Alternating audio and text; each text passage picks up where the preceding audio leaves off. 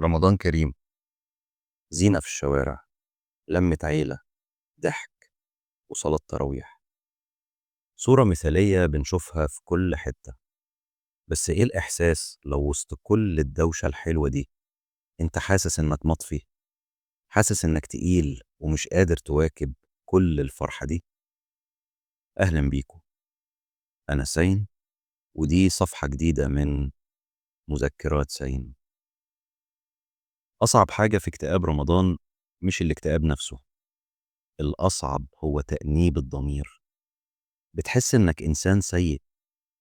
إزاي شهر الرحمة والفرحة يجي وأنا حاسس بالخنقة دي؟ إزاي الناس كلها بتختم القرآن وبتنزل تصلي وأنا يا دوب قادر أقوم من السرير بالعافية؟ العقل بيبدأ يجلدك ويقولك أكيد المشكلة فيك، أكيد أنت إيمانك ضعيف. بس خليني أقولك حاجة مهمة قوي، الإحساس ده ملوش علاقة بمدى قربك من ربنا. ده مرض وتعب زيه زي أي تعب عضوي، وربنا اللي خلقك هو أكتر واحد فاهم اللي جواك ومقدر تعبك ده. تعال نفكر فيها بالعقل. رمضان بيجي التغيير جذري في الروتين، نوم متلخبط، أكل في مواعيد مختلفة، كمية كافيين بتقل فجأة. كل دي صدمات للجسم بتأثر جدا على كيمياء المخ والمزاج.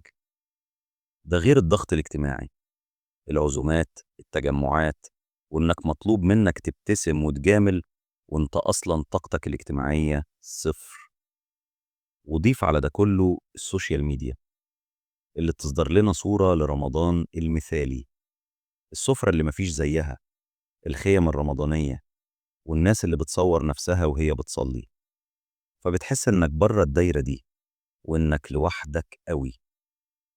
عشان كده في مذكرات سين النهاردة حابب اقولك شوية حاجات تكتبها في مذكراتك انت كمان.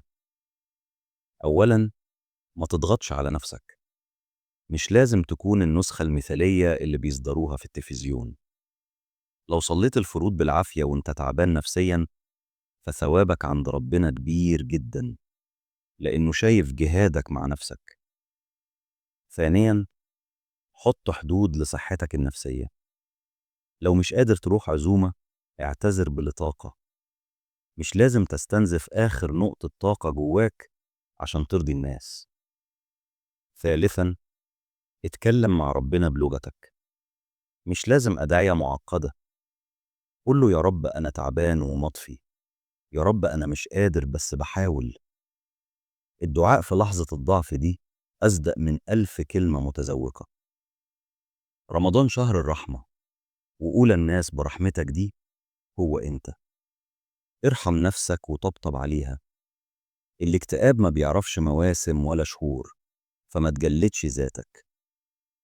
لو حسيت إن الكلام ده لمس حاجة جواك أو تعرف حد محتاج يسمعه ابعتهوله، واكتب لي في التعليقات بتتعامل إزاي مع الضغط النفسي في رمضان. خلينا ندردش سوا. دي كانت صفحة النهاردة من مذكرات سين. ما تنسوش تشتركوا في القناة لو حابين نفتح مذكرات أكتر مع بعض. أشوفكم على خير، ورمضانكم هادي ومريح لقلوبكم.